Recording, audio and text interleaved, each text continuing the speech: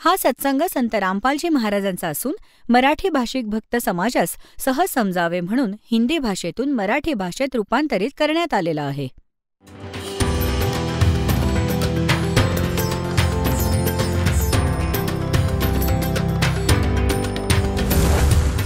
और ज्ञान सब ज्ञान डी कबीर ज्ञान सो ज्ञान और जैसे घोड़ा तोब कायम करता चले मैदान.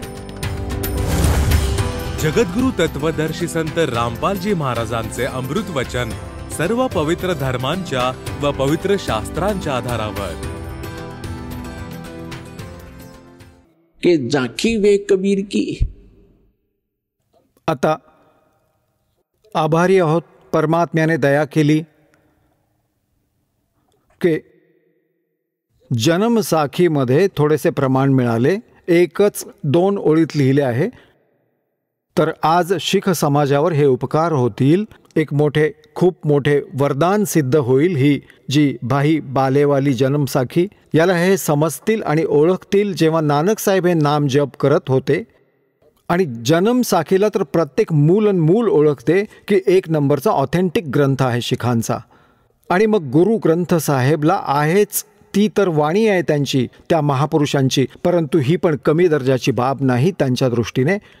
आणि तिसरे प्राणसंगलीमध्ये जी गुरु नानक देवजींची वाणी सिलेक्ट गुरु ग्रंथ साहेबमध्ये नाही आली, ती तर ही पण एक अपूर्णता सांगत आहे की गुरु नानक देवजींची सगळी वाणी संग्रहित नाही झाली. कंप्लीट ज्ञान होते त्यांच्याकडे, जसे गरीबदास साहेबजींकडे होते. तर त्यातून जसे प्राणसंगली वेगळी बनवली, त्यातून पण काही यात लिहिले आहे भूमिकेमध्ये. प्राणसंगलीच्या हिंदीमध्ये, पंजाबीमध्ये जी पतियाळा युनिव्हर्सिटीमधून छापली जाते, तिथे यात स्पष्ट दिले आहे की यात 160 अध्याय होते आणि केवळ 120च घेतले गेले आहेत. तर 40 अध्याय राहिले, ज्यात हे सतनाम 2 अक्षरांचे विशेष डिटेल सहित होते. तर त्या महापुरुषांनी ज्यांनी गुरुग्रंथ साहेबची वाणी गोळा केली, एकत्रित केली, संकलित केली, तर त्यात काही याच दृष्टिकोनातून सोडले की त्यात या सतनामाच्या जपाचे विशेष वर्णन आहे. श्वासाच्या जपाचे प्राणसंगली म्हणून म्हणतात. यासाठी सोडले की कुठे कोणी शीख समाजाची व्यक्ती त्या सतनामाचा जप न करो. गुरुग्रंथ साहेबमध्ये लिहिले होते आणि त्यांना मर्दानाप्रमाणे झटका बसेल, गुरुदेवांच्या आज्ञेचे उल्लंघन झाल्याने ते पापाचे भागीदार होतील. या दृष्टिकोनातून हटवले गेले. पण मालकांचा खेळ कोणाला समजेल. आता इथे हे असे प्रमाण दिले उदाहरणासहित. याच्यात जन्म साखीमध्ये, समुद्र की साखीमध्ये की गुरु नानक देवजी या नामाचा जप करत होते, हे सतनाम आहे, यानेच मोक्ष होईल. तर सांगायचा मुद्दा हा आहे. आता गरीबदासजी सांगतात, हम सुल्तानी नानक तारे दादू को उपदेश दिया, जाति जुलाहा भेद न पाया, वो काशी महे कबीर हुआ. ज्याही महापुरुषांना परमेश्वर भेटले त्यांनी त्यांचा बाईने महिमा सांगितला आहे. जिन मुझको निज नाम दिया, सोए सतगुरु हमारे, दादू दूसरा कोई नहीं, ये कबीर सिरजनहारे. सुन सुन साख कबीर की, यू कालम नवावे माथे, धन धन तीनों लोक में, दादू जोड़े हाथे.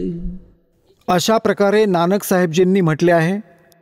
फाई सूरत मुलोकी वेश, ए ठगवाड़ा ठगी देश, खरासियाणा भोता बारी धानक रूप रहा करता. पान नंबर 24 गुरुग्रंथ साहेबच्या पान नंबर 24 वर लिहिलेले आहे. पूर्ण शब्द आहे हा. आणि 721 पानावर लिहिले आहे की एक अर्ज गुप्तम पेश तोदर, कून करतार, हक्का कबीर करीम तू, बेऐब परवरदिगार. ओए होए. एक अर्ज पेश तोदर, एक अर्ज गुप्तम पेश तोदर. तुमच्या चरणी माझी एक विनंती आहे भगवान. हे कून करतार म्हणजे शब्दस्वरूपी राम. सगळे रचणारे रचनाकार करतार म्हणजे सगळ्या सृष्टीला करणारे रचणारे. हक्का कबीर, हक्का म्हणजे सत्य, अविनाशी, खरा सत्य कबीर, सच्चा कबीर, हक्का कबीर, करीम तू, करीम म्हणजे दयाळू, बेएब परवरदिगार, बेएब म्हणजे निर्विकार, परवरदिगार म्हणजे सगळ्यांचे हित इच्छिणारे. तुम्ही आहात कबीर साहेब. स्पष्ट नाव लिहिलं आहे. आणखी पण खूप ठिकाणी 731 पानावर गुरु ग्रंथ साहेब मध्ये लिहिलं आहे की नीच जात परदेसी मेरा, खिन आवे तिन जावे, जाकी संगत नानक रंदा, कैसे मोड़ा पावे. नीच जात परदेसी मेरा. जो छोट्या जातीतला तुम्ही म्हणता तो परदेशी आहे, तो माझा मालक आहे, माझ्या सोबत आहे. एक सेकंद पण इथे बसला आहे तर दुसऱ्या सेकंदाला तो सचखंडात. तर परमात्मा पण म्हणतात पहुंचूंगा छन एक में जन अपने के काज, हरनेक से पूजो मार दो मन नरसिंह दरलो साज. आता अजून पण सगळ्या महापुरुषांनी. तर अशाच प्रकारे दास तुम्हाला कुठे आणू इच्छितो?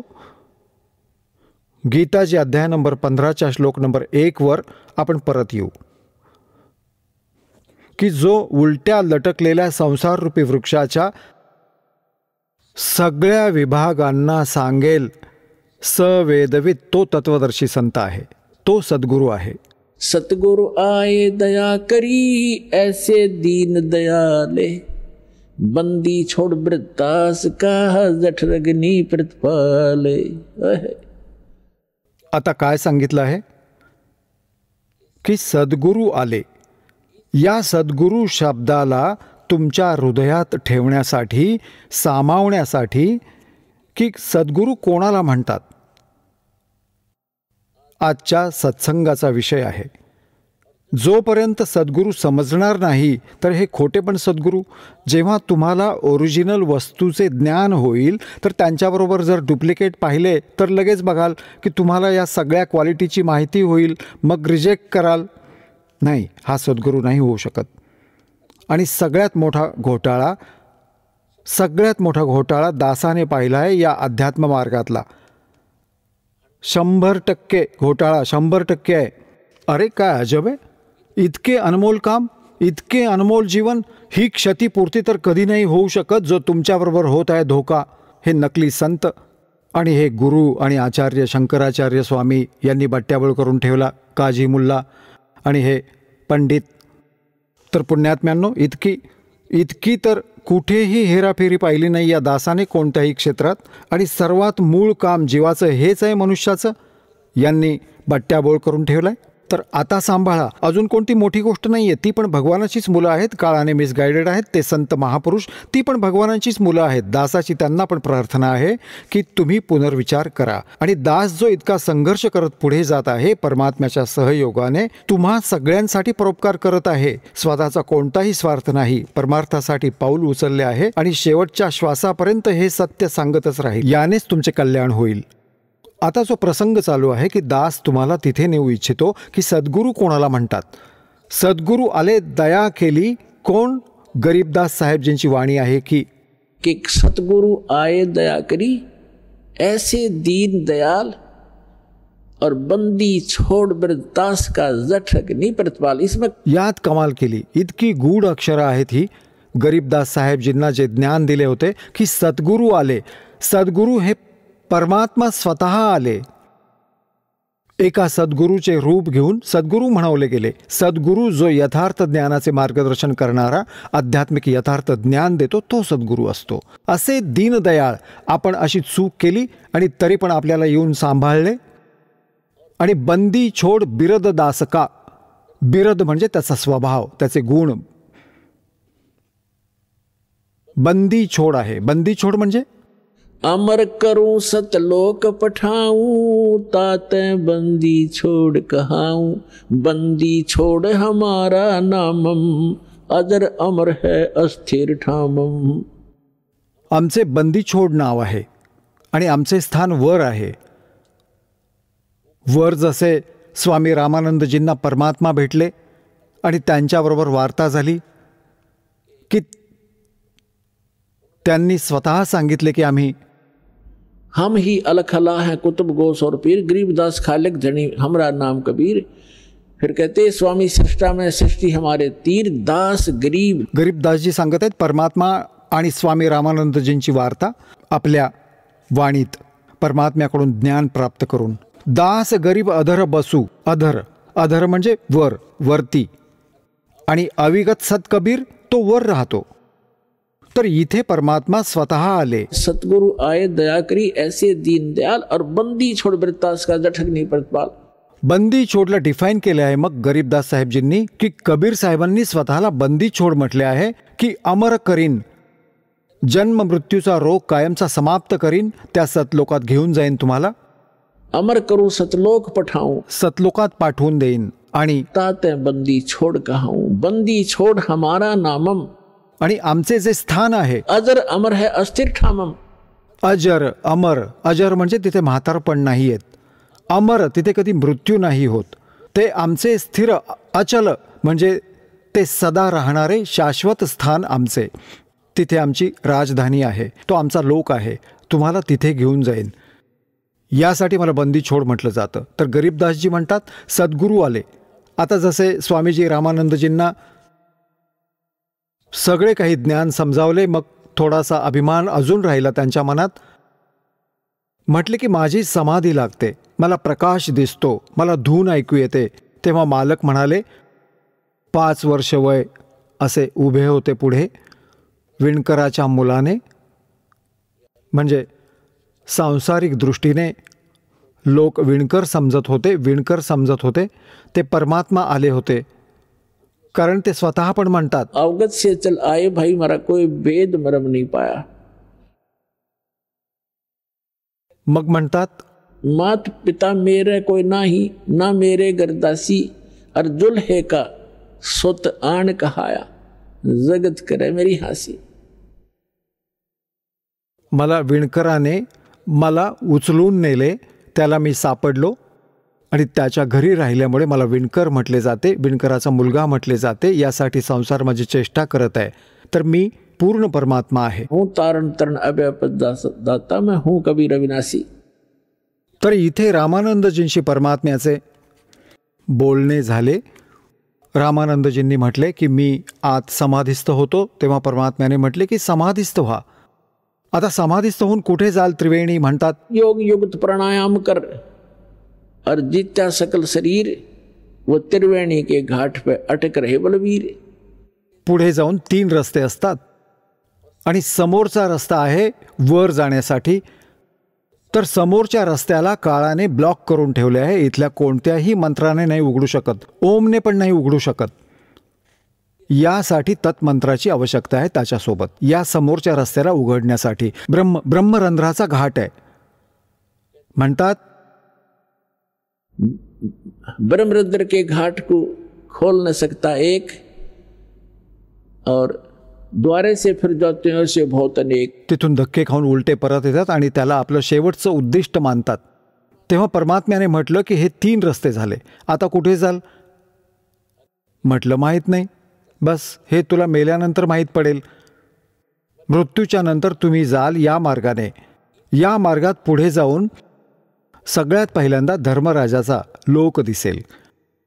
तिथे तुमचे अकाउंट होईल आणि तिथून तुम्ही ज्या पण इष्ट देवाची उपासना केलेली आहे त्या लोकात तुम्हाला पाठवले जाईल. तुम्ही विष्णूला इष्टरूपात पूजत असाल तर तुम्ही विष्णू लोकात जाल आणि तिथे तुमच्या पुण्यांना समाप्त करून मग 84 लाखात परत याल. या गोष्टींना तर स्वामीजी परिचित पण होते. मग सांगितले की समोरचा जो मंत्र आहे हे ब्रह्मरंध्राचे दार आहे, याला उघडून दाखव. कोणत्या पण मंत्राने, कोणत्या योगाने, साधनेने, सगळे काही करून पाहिले पण नाही उघडले. तेव्हा परमात्म्याने म्हटले मी उघडू याला. म्हटलं हो उघड. तर परमात्म्याने म्हटले की मी सतनामाचा जप करेन श्वासाने आणि तुमचे हे गेट उघडेल ब्रह्मरंध्राचे. तर सतनामाचा जप केला मालकांनी. ती तर लीला होती, तसे ते उघडू शकत होते, परंतु आपल्यासाठी हत्यार सांगितले आहे. तर लगेच ते कपाट उघडले. सतगुरु खोलले बदर कपाटा, वज्रद्वार उघडले एकदम फटाक्कन. तर परमात्मा रामानंदजींना घेऊन गेले वर. काळ दाखवला. या ब्रह्मांडात त्याची स्थिती 3 स्थान दाखवले, जिथे रजोगुण प्रधान क्षेत्र, तमोगुण प्रधान क्षेत्र, सत्वगुण प्रधान क्षेत्र, जिथे हा 3 मुलांना उत्पन्न करतो. मग वरती तप्तशिला दाखवून मग 11वं द्वार पार केलं. 11व्या द्वारातून प्रवेश होतो या 7 शंख ब्रह्मांडांचं जे आहे अक्षर पुरुषाचं त्यात प्रवेश होतो. आणि तो सतनामाचा जो दुसरा मंत्र आहे तत्, त्याच्या शक्तीने त्याच्या कमाईने त्यात प्रवेश करता येतो. मग 12वं द्वार आहे जे अक्षर पुरुषाच्या लोकाच्या सीमेला पार करून भवर गुहेत प्रवेश करतं. तर भवर गुहेच्या पुढे सतलोक येतो.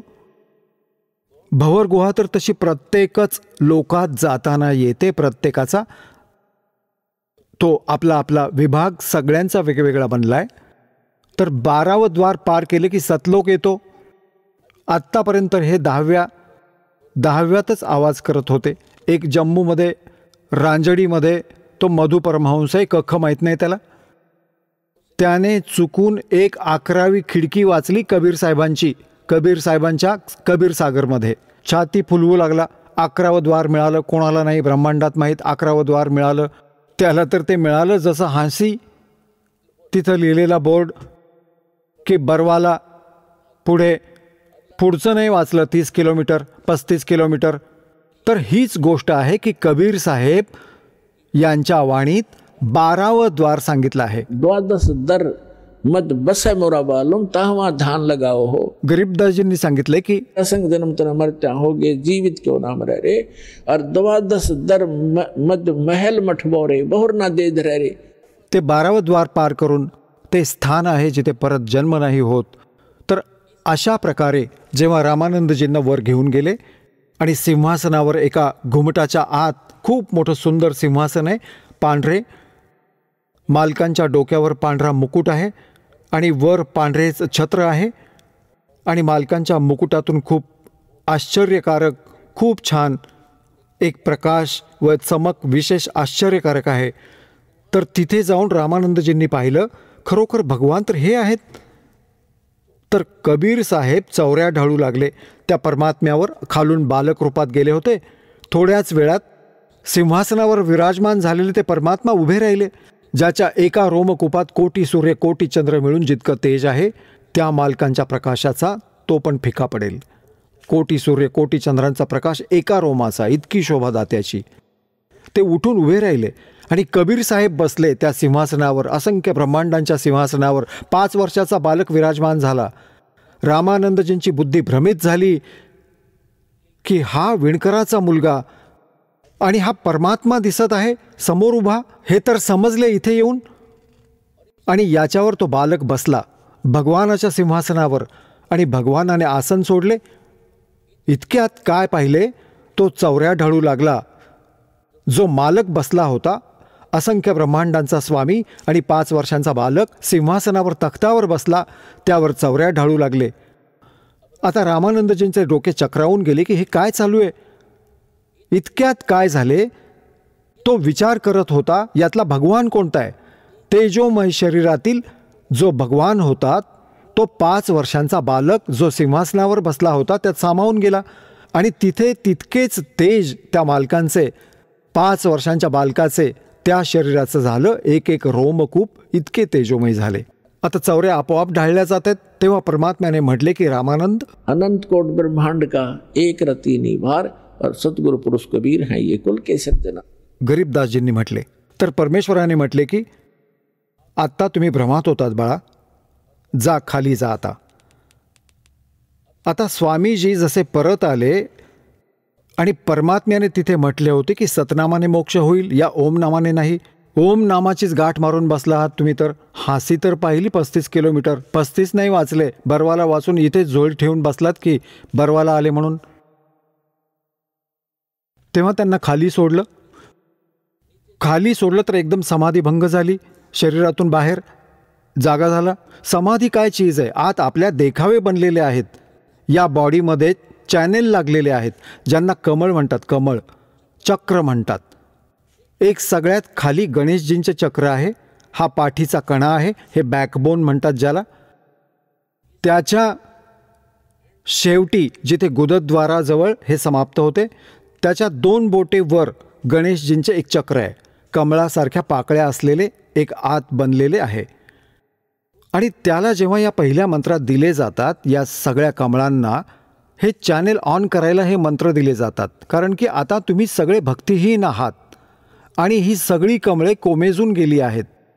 जसे गाय म्हशीच्या दूध नसेल स्तनात, ज्या म्हशीला दूध नसेल, म्हणजे वासरू उत्पन्न झालं नसेल आणि दूध येत नसेल, तर त्यावेळी तिचे स्तन असे लटकलेले राहतात आणि जेव्हा ती नव्याने वासरू जन्माला घालते मग ते भरून जातात असे. बिलकुल, जेव्हा दूध येते फुलून जातात. अशा प्रकारे तुमची जेव्हा भक्ती स्टार्ट होईल त्या भक्तीने तुमची ही सगळी कमले उमलायला सुरुवात होईल. आता तर ही सगळी सुकली आहेत, हळूहळू अशी होतील या मंत्रांच्या भक्तीने. तर जे महापुरुष ऋषी महर्षी झाले काय करत असत? साधना करत असत, हठयोग करून करून.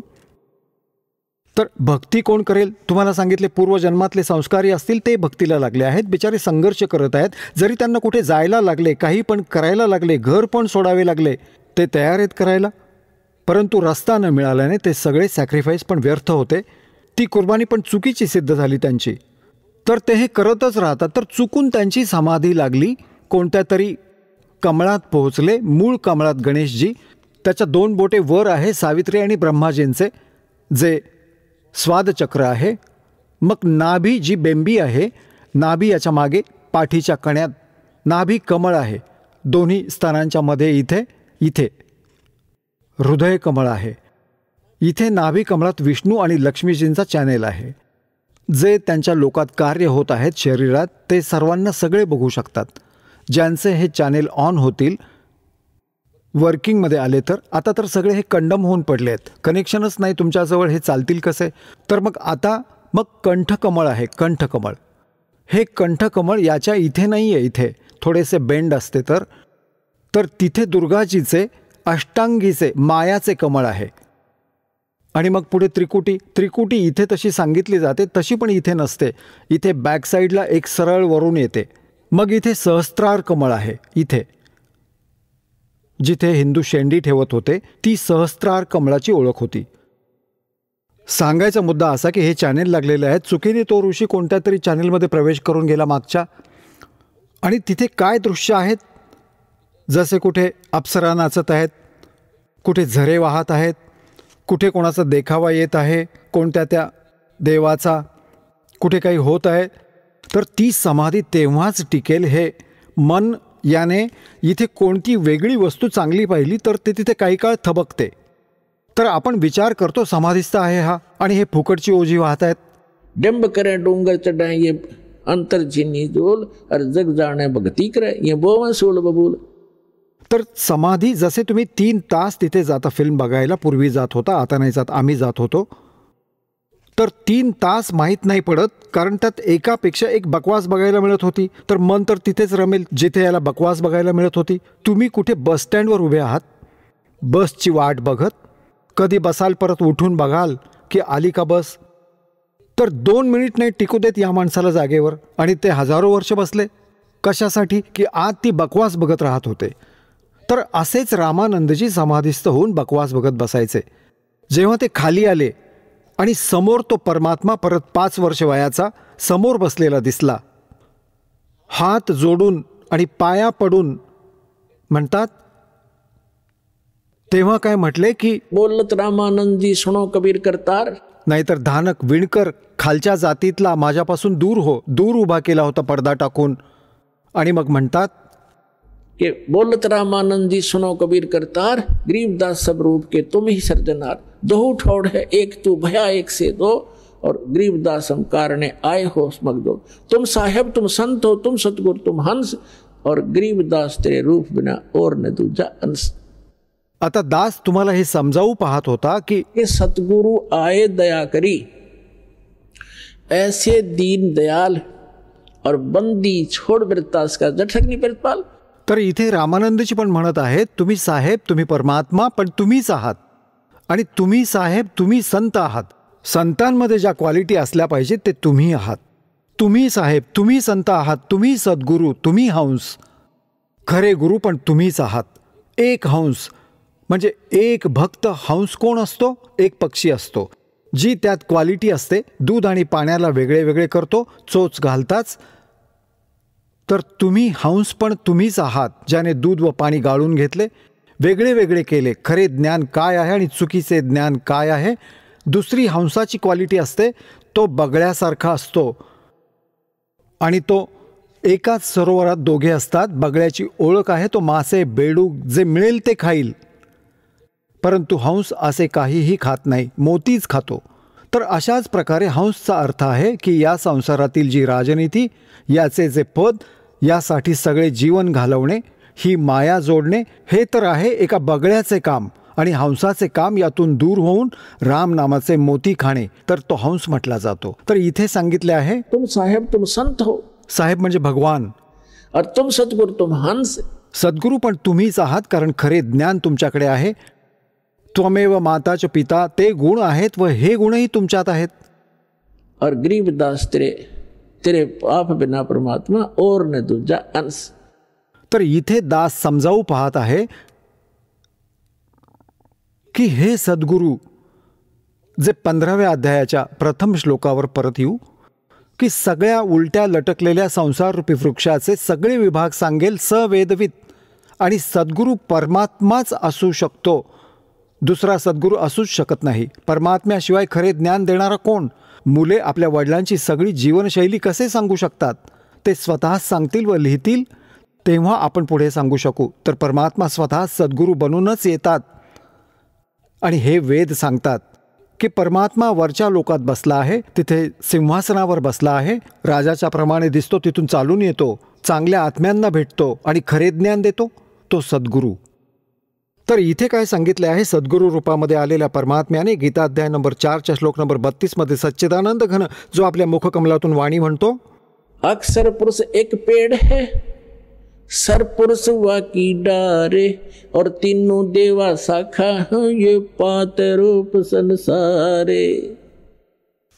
त्या परमात्म्याने 600 वर्षांपूर्वी आपल्या सच्चिदानंद घन ब्रह्मच्या वाणीत सूक्ष्म वेदात आपल्या मुखातून सांगितले आहे की अक्षर पुरुष एक वृक्ष आहे.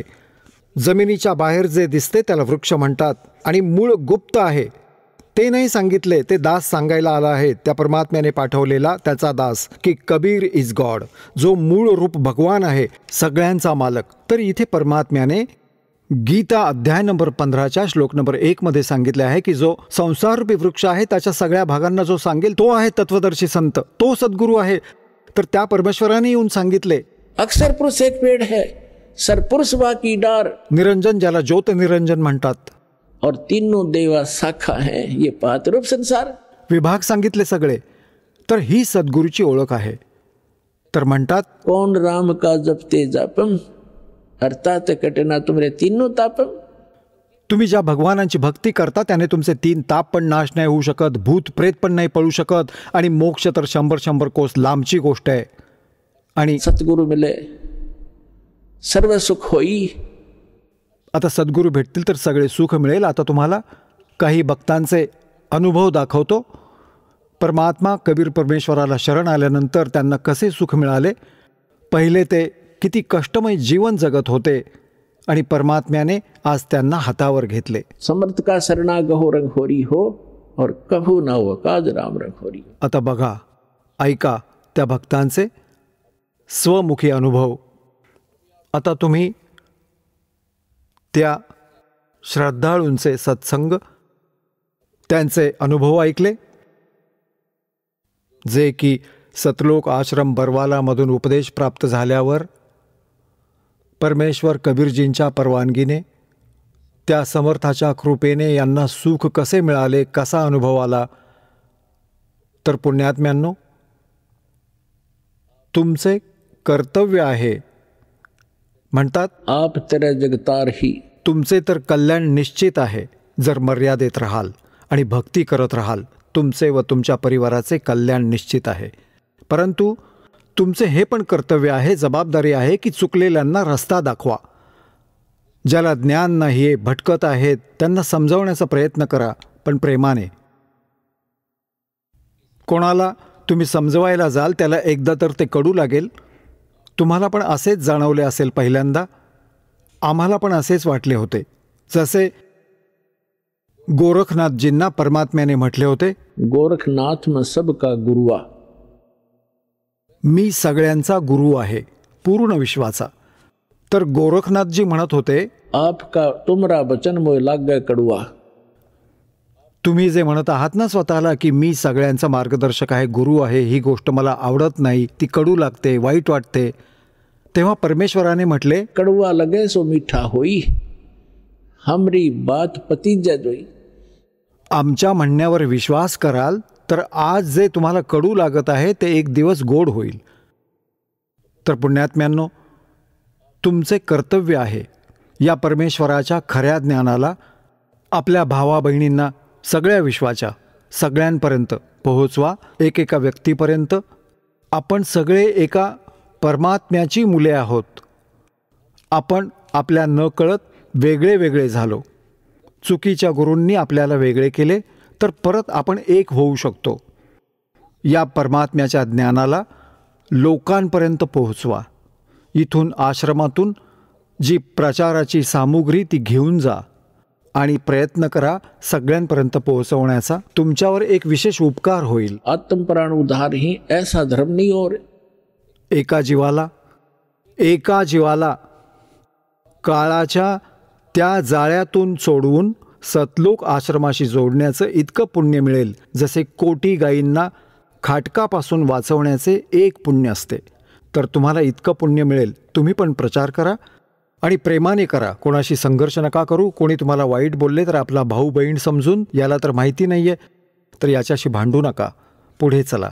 ज्याला रुचेल त्याला ज्ञान समजवा आणि इथून पुस्तके घेऊन ती वाटा आणि सगळ्यांचे कल्याण करा. बोलो सद्गुरुदेव की जय. परमपिता परमात्मा, पूर्ण ब्रह्म, सर्व सृष्टी रचनाकार, कबीर देव, कबीर साहेब, कबीर परमात्म्यांच्या असीम कृपेने तुम्ही सगळे पुण्यात्मे या पवित्र स्थळावर पोहोचू शकलात आणि सत्संगाला येण्याने या भटकलेल्या प्राण्याला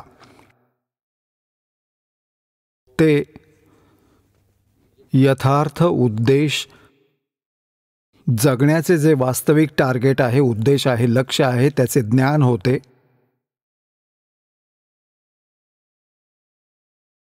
परमात्मा कबीरजींनी सूक्ष्म वेदात म्हटले आहे, सतगुरु के दरबार में जाइयो बारंबारे, बोली वस्तु लखावही ही है सतगुरु दातार.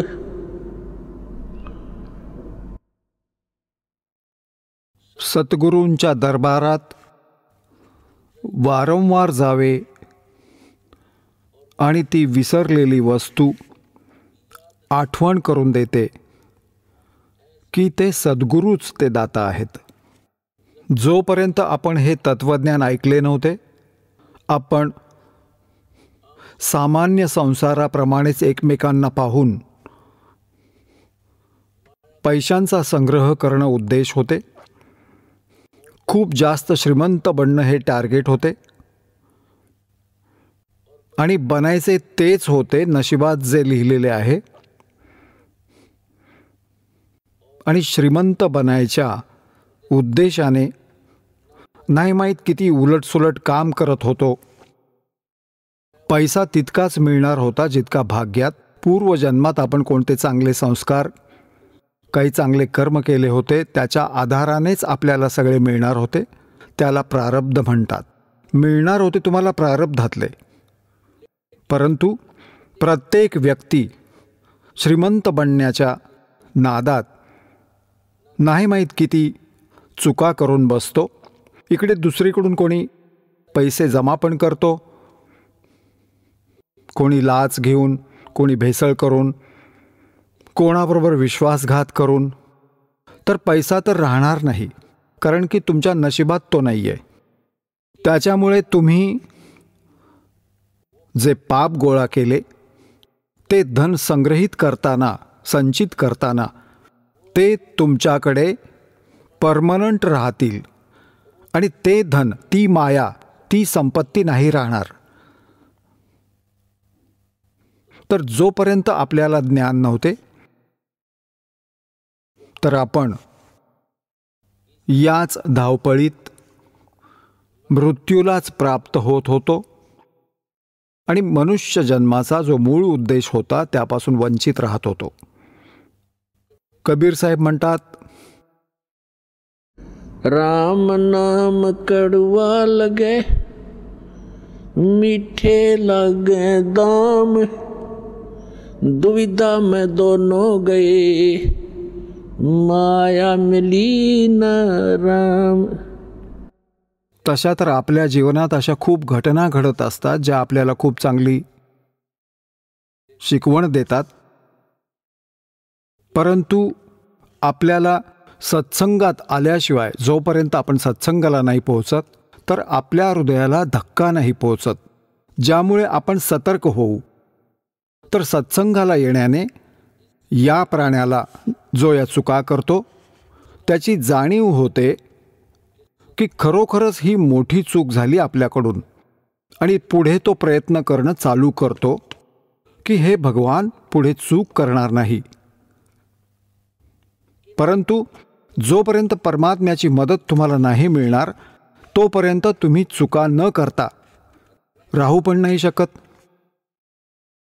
कारण काय आहे, जसं आपल्या परंपरा इतक्या खराब बनल्या आहेत, कोणी मुलीचं लग्न करू इच्छित आहे, आपलं डोकं फिरलं मुलांच्याकडचं, तो विचार करतो की मुलीकडच्यांना लुटूया आणि खूप जास्त धन घेऊया, चांगलं कोणतं छान लोकांना दिखावा करू, जोही चांगला हुंडा मिळवू. आता कन्या तर त्याला पण आहे, ज्याला मुलगा आहे त्याला मुलगी पण असेल एखाद्याला सोडून, तर त्यावेळी तो विसरून जातो की कन्या आपल्या घरी पण आहे आणि आपल्यालाही तिचा विवाह करायचा आहे. जर समोरच्याची तुझ्यासारखीच नियत असेल तर कसा विवाह करू शकणार या मुलीचा. तर अशा प्रकारे आपण या परंपरा आपण इतक्या खराब केल्या आहेत, आता हे आपल्या हाताबाहेर गेले, एक पद्धत झाली आहे. तर भक्ताने सगळ्यात आधी या कुरीतींपासून दूर जाणं आवश्यक आहे. तुम्हाला बॅक यावं लागेल. समाजाला बघून तुम्ही जगू नाही शकत आणि ना तुम्ही भक्ती करू शकत, आणि या अनमोल कार्यापासून तुम्ही वंचित राहाल. तुम्हाला विवाह करायचा आहे साध्या पद्धतीने, साधारण एक उदाहरण बनवा समाजात, संसारामध्ये. बघा, या परंपरा आपण बनवल्या आहेत आणि आपणच त्यांना रिड्यूस करू, कमी करू, सगळे जग सुखी होईल. आता इथे विवाह करतात, खूप अशा घटना घडतात. पहिल्या दिवशी मुलाकडचे खूप नाचत आहेत, मजा करत आहेत, डीजे वाजवत आहेत, जशी धरती डोक्यावर घेतली आहे. पुढच्या दिवशी तो नवरदेव बरोबर त्याच्या 5-7 मित्रांसहित दुर्घटना होऊन मृत्यूला प्राप्त होतो. वरात जात होती. आता पहिल्या दिवशी तर डीजे वाजवत होता, सगळे नाचत होते, कळवातनीप्रमाणे बहीणही, मुलगी पण, आई बाप पण उघडपणे. पुढच्या दिवशी तो मृत्यूला प्राप्त होतो, ज्यासाठी ते नाचत आणि मजा करत होते. आता डोके आपटून रडत आहेत. आता काय चाटायचा आहे तो डीजे, डोक्यावर घेऊन मिरवायचा आहे तो हुंडा. तर पुण्यात्म्यांनो, ज्ञानाशिवाय दुःखी होत आहोत आपण, आणि ज्ञान परमात्म्याशिवाय आपल्याला कोणी नाही देऊ शकत, कारण आपण चुकीच्या लोकात राहतो. हा लोक खूप वाईट आहे. इथे कुणीही दुसऱ्याला सुखी बघून प्रसन्न नाही, आणि हे काळाच्या प्रेरणेने आहे. जेव्हा आपण भगवानाला शरण जाऊ आपल्याला सुबुद्धीच मिळेल, आणि तेव्हा आपण भगवानाला घाबरू. जसे आपण हिंदू समाजात जन्मलो आणि ज्या भगवानांची आपण पूजा करतो, श्री ब्रह्मा, श्री विष्णू, श्री शिवजीला आपण, श्री विष्णू आणि श्री शिवजीची पूजा तर आपण करतच होतो. ब्रह्माजींना तर यांनी या खोट्यांनी रिजेक्ट करून ठेवले होते त्यांच्या स्वतःच्या विचारांनी. तरीसुद्धा जेव्हा तुम्ही सृष्टीरचना वाचता, परमात्मा कबीरजींनी सांगितलेली जी दासाने तुम्हाला वर्णन करून ऐकवली आहे, त्यात तुम्ही बघता की जेव्हा दुर्गाजींनी आपल्या 3 मुलांचा विवाह केला, त्यावेळी ना कोणती वरात होती, ना कोणते वाजंत्री होते, आणि ना कोणते लाडू जिलेबी बकवास केली होती. साधेपणाने सांगितले, बाळा ही तुझी पत्नी, हिचे नाव. ब्रह्माजीला म्हटले, ही तुझी पत्नी, हिचे नाव सावित्री आहे, तुम्ही जा तुमचा संसार करा. विष्णूजींना म्हटले, ही तुझी पत्नी, हिचे नाव लक्ष्मी आहे, जा बाळा तुमचा संसार करा. आणि तिसऱ्याला म्हटले, हिचे नाव उमा आहे आणि जा शंकर बाळा तुमचा संसार करा. त्यांच्याद्वारे इतका सगळा संसार त्यांच्यापासूनच उत्पन्न झाला. तर पुण्यात्म्यांनो, नंतर ही जी शिवजींची वरात आणि भूत प्रेत हे सपशेल खोटं दाखवलं जातं, तर आपण आपल्या मुलीला दुसऱ्याला द्यायची आहे, वचनाने होते, आणि भगवानाचे जे नाम मंत्र तुम्हाला मिळेल मुलीला किंवा मुलाला, त्यासारखा हुंडा या धर्तीवर नाहीये. परमात्म्याच्या पॉवरचे कनेक्शन मिळेल, नेहमी सुखी राहील भगवान, त्याच्या सोबत राहील. तर आपण या गोष्टीची भीती ठेवून राहिले पाहिजे की आज आपण कोणाकडून हुंडा घेतला तर हे आपल्यावर कर्ज झाले आणि या कर्जाची आपल्याला परतफेड करावी लागेल. कधी म्हैस बनाल त्याची, मुलीकडच्यांची पुढच्या जन्मात कधी ना कधी, कधी गाढव बनाल किंवा खेचर बनाल, त्याची पूर्ण पैन पै द्यावी लागेल. गरीबदास साहेबजी म्हणतात, तुमने उस दरगाह का मैल नहीं देखा और धर्मराज के तिल तिल का लेखा. एक एक पैचा, एक एक नव्या पैशाचा हिशेब तुम्हाला करावा लागेल. तर इथे पुण्यात्म्यांनो, भगवानाच्या भीतीने आपल्याला चालावे लागेल. समाजाची बिलकुल बॉयकॉट करावी लागेल. बॉयकॉटचा अर्थ हा आहे की त्यांच्या परंपरांमध्ये सहयोग नाही, ना घेणं ना देणं, आणि साधारण पद्धतीनं राहणं. ठीक आहे, तुमचे पूर्वजन्मातले संस्कार चांगले आहेत, भले कोणते घर पण बनवा, कसे ठीकसे बनवा, बंगला कार पण घ्या, मोटरसायकल पण प्राप्त करू शकता, कारण की आज कलियुग आहे. तर सांगायचा मुद्दा हा आहे की जर भगवानांची दया आहे तर घ्या, नाहीतर भक्ताला जगण्यासाठी आपल्या परमात्मा कबीरजींच्या त्या जीवनशैलीवर नजर टाकायला पाहिजे. साऱ्या ब्रह्मांडांचा निर्माता, सगळ्या आत्म्यांना उत्पन्न करणारा, सगळ्यांचे धारण पोषण करणारा, सगळ्यांचे पोट भरणारा, राजाला राज्य देणारा, शेठला धन देणारा, तो स्वतः एका झोपडीत राहत असायचा. सगळ्या ब्रह्मांडाचे पोट भरणारा, सगळ्यांचे धारण पोषण करणारा, असंख्य ब्रह्मांडांचा संचालक बनारसमध्ये एका झोपडीत राहत होता. तर परमात्मा म्हणत असत, लोक लाज ना कीजिए निर्भय हो रहिए, यो मन साधो दीजिए तर गोविंद पाइये. आपण एक साधारण जीवन जगण्याची सवय लावून घेतली पाहिजे. संसाराकडे बघून आपण कधीही भक्ती मार्गात या प्रवासात चालू नाही शकत. तर परमात्मा, परमेश्वर, सर्व सृष्टीचे रचनाकार एक भूमिका करून गेले होते की मी कसा राहत आहे.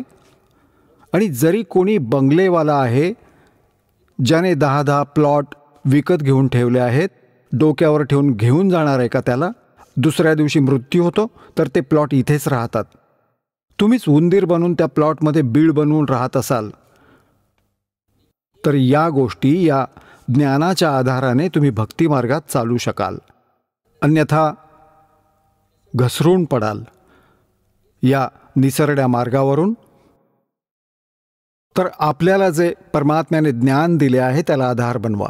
तर पुण्यात्म्यांनो, पहिल्या दिवशी डीजे वाजवतात, नाचतात, गातात, पुढच्या दिवशी दुर्घटना होते, किंवा महिना, 2 महिने, 6 महिन्यांनंतर कोणती ना कोणती अजून दुर्घटना घडते. तर या सगळ्या गोष्टींना, जरी ही एखादी घटना आहे, परंतु आपण याला हे मानून चालावे लागेल की हे संकट कधीही येऊ शकते. ज्या लोकात राहून आपण मजा करत आहोत, ही वेळ मजा करायची नाहीये. जन्म सुधारायची आहे, कर्म सुधारायची आहे, परमात्म्याची भक्ती करून आपले जीवन सफल करण्याची वेळ आहे. तर या विषयाबद्दल नानक साहेबजी म्हणतात कि ना जाने काल की कर डारे और किस विध ढल जा पासा वे, और जिन्हां ते सिर ते मौत खुड़कदी उन्हां नूं केड़ा हासावे। नानक साहेबजी शीख धर्माचे प्रवर्तक, परमात्मा प्राप्तीनंतर ते असे राहत होते दुःखी, कारण की त्यांनी ते स्थान पाहिले होते जिथे आपण पूर्वी राहत होतो. एक परम सुखमय स्थळ आहे आणि आपण त्याला सोडून या घाणेरड्या लोकात अडकलो होतो.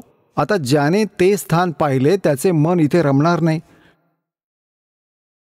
त्याला तर असे वाटेल की जसे चुकीच्या ठिकाणी अडकलो, कधी ती वेळ येईल, माझा मृत्यू होईल, परमात्मा मला घेऊन चला त्या लोकात. तर यासाठी ते नेहमी उदास राहत होते. इथले कोणतेही सुख त्यांना सुख वाटत नव्हते. तर त्यावेळी एक दोन भक्त जात होते, त्यांना म्हणत असत की महाराजजी, तुम्ही आम्हाला कधी खुश नाही दिसत, तुम्ही उदास उदास राहत असता, याचे कारण सांगा. तर नानक साहेबजींनी सांगितले होते, भाई ना जाने काल की कर डारे और किस विध ढल जा पासावे और जिन्हां ते सिर ते मौत खुड़कदी उन्हां नूं केड़ा हासावे. की आम्हाला माहीत आहे, हे माहीत आहे की कधीही संकट येईल, नाही माहीत कोणत्या कारणाने हार्ट अटॅक येईल, कोणत्या इतर आजाराने मृत्यू होईल, दुर्घटनेत होईल, आणि इथे माहीत नाही कोणते संकट येईल. जसे उत्तराखंडात गेले होते केदारनाथला डोके टेकायला आणि कल्याण करून घ्यायला, आणि काय झाले तिथे एका सेकंदात आरामात बसून सांगत होते. कोणी काही करत होते, कोणी विचार करत होते, कोणी विवाहाच्या गोष्टी करत होते, कोणी भविष्याचे प्लॅनिंग करत होते, हे करीन, घर बांधीन, आणि एका मिनिटात ढग फुटला. इतका भयंकर पूर आला की सगळे काही वाहून गेले, त्यांचे नामोनिशाण नाही. खूप लोकांचे तर शव पण नाही मिळाले, ढिगाऱ्याखाली गाडले गेले. तर पुण्यात्म्यांनो, अशा लोकात आणि नाचणं गाणं आणि इथल्या भविष्याची स्कीम आणि हे घर बनवत आहात, तर भक्त नाही आहात, सुगावाही नाही लागला भक्तीचा तुम्हाला. तर नानक साहेबजी म्हणतात, ना जाने काल की कर डारे और किस विध ढल जा पासावे और जिन्हां ते सिर ते मौत खुड़कदी. एका सेकंदाचं माहीत नाही. कबीर साहेबजी म्हणतात, ना जाने अगले सांस का आवण हो ना हो. तर त्यावर कसं हसायचं, कोणत्या गोष्टीवर हसायचं. मग त्यांनी विचारलं की तुम्ही नेहमी असे उदास राहता, की तुम्ही नेहमी असेच राहता का. म्हटले नाही.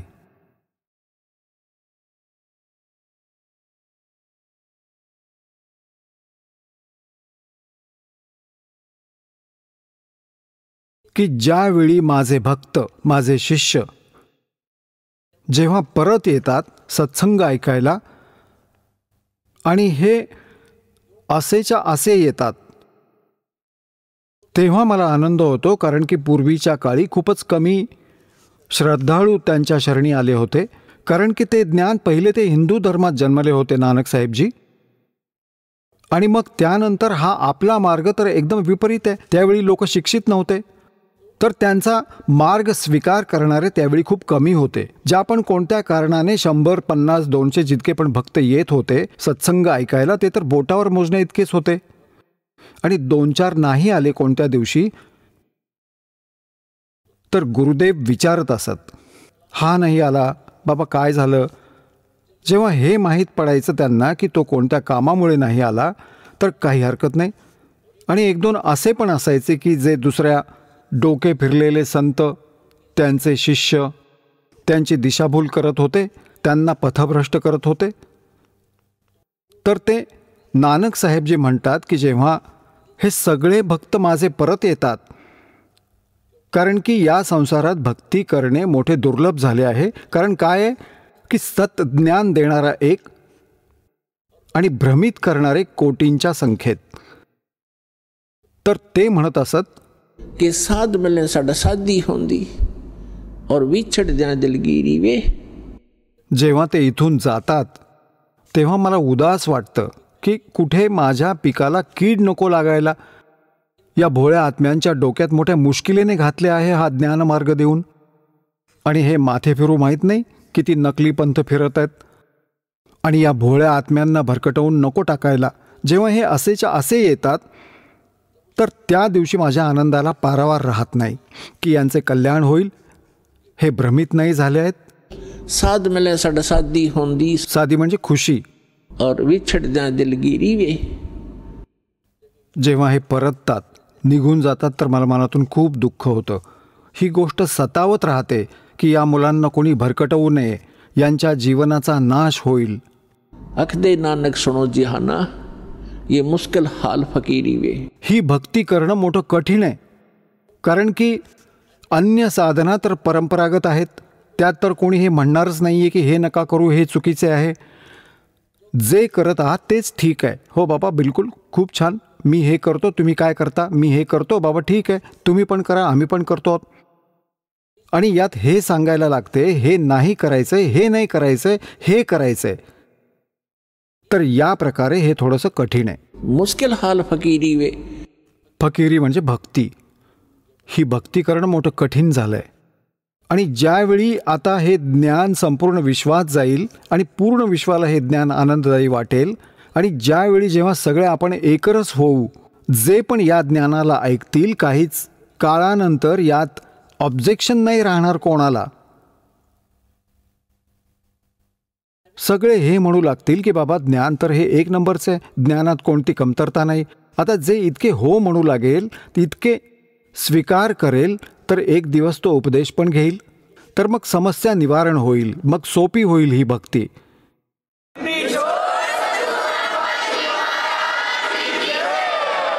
चला आता आपण त्या श्रद्धाळूंचे अनुभव जाणून घेऊया, ज्यांनी जगद्गुरू तत्वदर्शी संत रामपालजी महाराज यांच्याकडून दीक्षा प्राप्त केलेली आहे, तसेच त्यांच्याद्वारे सांगितलेल्या भक्ती मार्गावर चालत आहेत. नमस्कार. नमस्कार. आपलं नाव? सुखलाल बटू केदार. आपण कुठून आलात? मी आकलाड मोराण्याहून, धुळे तालुका. आपला व्यवसाय काय आहे? शेती व्यवसाय व रंग पेंटिंग करतो. संत रामपालजी महाराजांची गुरुदीक्षा आपण कधी घेतली? मी कोरोना काळामध्ये 2020मध्ये घेतली. संत रामपालजी महाराजांची गुरुदीक्षा घेण्या अगोदर आपण व आपला परिवार कोणती भक्ती साधना करत होतात? मी एकट्याच म्हणजे घरचे बाकी इतर देवांना पूजत होते. मी एकट्या शनी महाराज, काही विष्णू भगवान, काही महादेव यांची भक्ती करत होतो. संत रामपालजी महाराजांचं ज्ञान आपल्याला कसं कळालं आणि आपण त्यांच्या शरणात कसे आलात? हे संत रामपालजी महाराजांचे पुस्तक सेवा धुळे येथे चालू होते. त्यावेळेस माझ्या मुलीच्या चाचण्या चालू होत्या गरोदरपणाच्या. त्यावेळेस त्यांना पुस्तक मिळालं, ते घरी घेऊन आले आणि ते माझ्या हातात मिळालं. तेव्हा मी वाचून पूर्ण केलं. तेव्हा वाचण्याने मला ते संपूर्ण ज्ञान कळालं. मग मी या दीक्षेसाठी पूर्णपणे वळून गेलो. जसं तुम्ही सांगत आहात की संत रामपालजी महाराजांचं लिखित जे ज्ञानगंगा पुस्तक आहे, हे सर्वप्रथम आपल्याला बघायला मिळालं. आपण त्याच्यातलं ज्ञान वाचून घेतलं आणि आपल्याला कुठेतरी समजलं की आपल्यालासुद्धा गुरु करायला पाहिजे, म्हणून आपण संत रामपालजी महाराजांची गुरुदीक्षा घेतली. तर मला हे विचारायचं की जेव्हा आपण संत रामपालजी महाराजांच्या शरणात आलात, त्यानंतर आपल्याला व आपल्या परिवाराला काय काय अनुभव आले किंवा आपल्यामध्ये काय काय चेंजेस आपल्याला बघावेच मिळाले? संत रामपालजी महाराज यांच्या शरणात आल्यानंतर माझी ज्या तब्येतीमध्ये ज्या काही विकार होते ते सगळे दूर पळाले आणि मला शरीरात ज्या व्याधी होत्या त्याही त्यांच्यापासून शांतता मिळाली आणि तिथूनच माझ्या चमत्काराची सुरुवात झाली. जेव्हा मी कोरोना काळात आजारी पडलो त्यावेळेस मग शेतामध्ये होतो मी, तर गुरुबंधूनेच मला गाड्याला हात लावू दिला नाही, तुला कोरोना झाला आहे म्हणून. त्यांनी मला दूर सारलं. मग मी त्या भीतीने घाबरलो आणि शेतात जाऊन निंबाच्या झाडाखाली पडलो. तिथं संत रामपालजी महाराज माझ्या उशाजवळ येऊन बसले व मला म्हणाले की तू आता घाबरू नको, मी आहे, तू दवाखान्यापर्यंत पोच. तिथून दवाखान्यात पोचलो तेव्हा मला घरी फोनसुद्धा कोणी उचलत नव्हतं तर दवाखान्यात घेऊन जाण्यासाठी. पण मी जसा तसा कसा तरी उठलो, घरी आलो आणि तिथं घरचे लोक मला दवाखान्यात घेऊन गेले. तिथं एक सलाईन लागली, छोटी एक लागली. त्या दिवसापासून आज तक मला गोळी नाही का कुठलं इंजेक्शनही नाही आहे. माझी तब्येत एकदम टणटणात आहे. या व्यतिरिक्त आणखीन काय आपल्याला लाभ प्राप्त झालेत का? सगळेच लाभ मला मिळाले. माझी तब्येत झाली, माझे जे पाय कामातून गेले होते ते पाय चालायला लागले. माझे किडन्या फेल झाल्या होत्या, त्याही ठिकाणावर आल्या. मला लघवी व्हायची ती कळत नव्हती, कशी लघवी व्हायची तेही समजत नव्हतं. पण जेव्हा रामपाल महाराजांच्या शरणात आलो, संत रामपालजी महाराजांच्या कृपेने माझी सगळी व्यवस्थित तब्येत झाली. ते जे काही लघवीचे आजार होते ते दुरुस्त झाले. सर, जसं तुम्ही सांगत आहात की संत रामपालजी महाराजांच्या शरणात आल्यानंतर आपल्याला बरेचसे लाभ प्राप्त झालेत. प्रामुख्याने ज्या आपल्या शरीराला ज्या पीडा होत्या, ज्या व्याधी होत्या, त्यातून आपण पूर्णपणे बाहेर आलात आणि एक आज निरोगी असं आयुष्य आपण जगत आहात.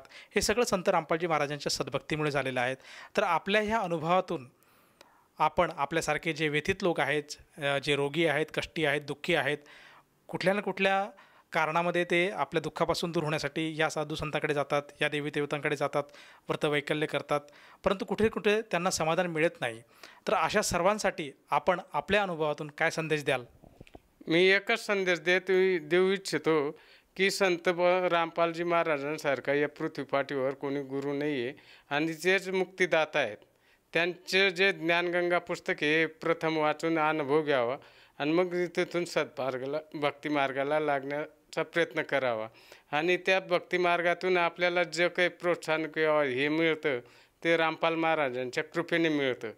ते सगळ्या भक्तजनांना सांगण्याची एकच विनंती आहे की संत रामपालजी महाराजांना गुरु करून घ्यावं आणि आपल्या जीवनाचं कल्याण करून घ्यावं, एवढीच सांगण्याची माझी इच्छा आहे. सर, जसं तुम्ही सांगत आहात की समाजाने संत रामपालजी महाराजांचं ज्ञान समजून घ्यायला हवं आणि जर त्याला समाजाला आपल्या दुःखापासून दूर व्हायचं असेल, आपले जे काही पीडा असेल, रोगराई असेल, जे काही कष्ट असेल, त्याचं जर हरण करायचं असेल तर एकमेव पर्याय म्हणजे संत रामपालजी महाराजांची सद्भक्ती. जर ह्या तुमच्या गोष्टीवर एखाद्या साधकाला विश्वास बसत असेल आणि त्यालासुद्धा संत रामपालजी महाराजांची गुरुदीक्षा घ्यायची असेल तर ती व्यक्ती संत रामपालजी महाराजांची गुरुदीक्षा कशी घेऊ शकेल? गुरुदीक्षा घ्यायची असेल ज्या भक्तांना, त्यांनी रामपाल महाराज यांचं ज्ञानगंगा पुस्तक आहे ते वाचून त्याच्यापासून अनुभव घ्यावा. तर संत रामपालजी महाराजांचे जे TV चॅनलवर प्रोग्राम चालतात त्याच्या खाली पिवळी पट्टी येते, त्याच्यावर जिथे जिथे संत रामपालजी महाराजांची नामदीक्षा केंद्र आहेत त्या नामदीक्षा केंद्रावर फोन नंबर येतात. त्या फोन नंबर घेऊन ते आपण तिथं नामदान सेंटरला फोन करावं, तिथून आपल्याला नामदान मिळेल हीच विनंती. सर, जसं तुम्ही सांगत आहात की संत रामपालजी महाराजांचे विविध चॅनलवर सत्संग प्रसारित होत असतात, त्याचप्रमाणे सोशल मीडियावर जे प्लॅटफॉर्म आहेत, यूट्यूब आहेत, फेसबुक आहे, इंस्टाग्राम आहे, या सर्व सोशल मीडियाच्या प्लॅटफॉर्मवर सुद्धा संत रामपालजी महाराजांचे सत्संग आज चालत असतात. तर जेव्हा सत्संग चालू असतो त्यावेळेस स्क्रीनवर काही मोबाईल नंबर दिसतात आणि त्या नंबरवर जर साधकाने संपर्क साधला तर त्याला जवळच्या नामदान केंद्राची, अगदी आपल्या जिल्ह्यामध्ये जवळचं जे काही नामदान केंद्र आहे त्याची माहिती मिळते, तिथला पत्ता मिळतो आणि तेथे जाऊन तो साधक संत रामपालजी महाराजांची दीक्षा घेऊ शकतो. पण मला हे विचारायचं आहे की ह्या नामदीक्षेसाठी, या गुरुमंत्रासाठी त्या साधकाला त्या नामदीक्षा केंद्रावर जाऊन किती पैसे द्यावे लागतील की जेणेकरून त्याला संत रामपालजी महाराजांची गुरुदीक्षा भेटेल? संत रामपालजी महाराज यांचं गुरुदक्षिणा कुठलीही घेतली जात नाही. निःशुल्क नामदान मिळतं आणि त्याच्यापासून आपल्याला बराच फायदा होतो त्या नामदानामुळे. धन्यवाद. धन्यवाद.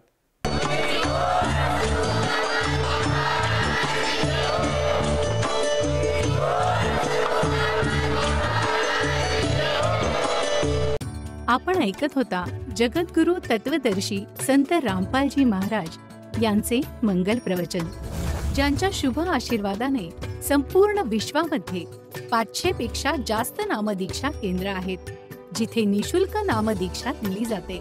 निशुल्क नामदीक्षा प्राप्त करण्यासाठी आणि अधिक माहितीसाठी संपर्क करा 7030303951 7030303952. अद्वितीय आध्यात्मिक ज्ञान वाचण्यासाठी, पाहण्यासाठी आणि ऐकण्यासाठी संत रामपालजी महाराज ॲप अवश्य डाउनलोड करा किंवा आमची वेबसाईट www.jagadgururampalji.org वर विजिट करा. आम्हाला सोशल मीडियावर फॉलो करा. सर्व पवित्र धर्मांच्या पवित्र शास्त्रांवर आधारित प्रमाणित अनमोल पुस्तक ज्ञानगंगा किंवा जगण्याचा मार्ग यापैकी कोणतेही एक पुस्तक निशुल्क मागवण्यासाठी आपण आम्हाला आपले पूर्ण नाव, पूर्ण पत्ता, पिनकोड आणि फोन नंबर सह लिहून 7030303951 किंवा 7030303952 या नंबरवर SMS करू शकता किंवा 7030303950 या नंबरवर व्हॉट्सअप देखील करू शकता.